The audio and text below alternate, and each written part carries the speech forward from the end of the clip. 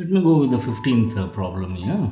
Right, find the value of b if 4 by 5 to the power of 3 into 4 by 5 to the power of b plus 8 is equal to 5 by 4 to the power of minus 11. Right, so what they have given, 4 by 5 to the power of 3, that multiplied with 4 by 5 to the power of b plus 8, which is going to give us 5 by 4 they have given. Right, so which I can rewrite 5 to the power of minus 11 divided by 4 to the power of minus 11, or this I can write 4 to the power of 11 and 5 to the power of 11.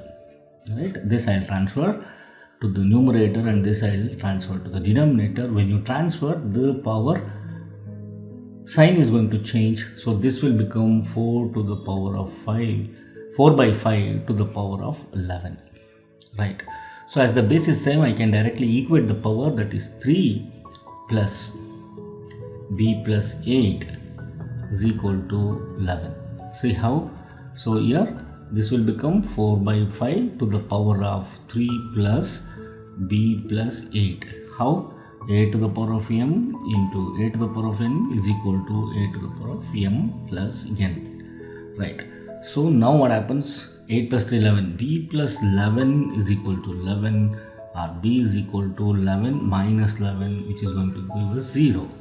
Right, the answer for the value b is going to be 0. Option A is the right one.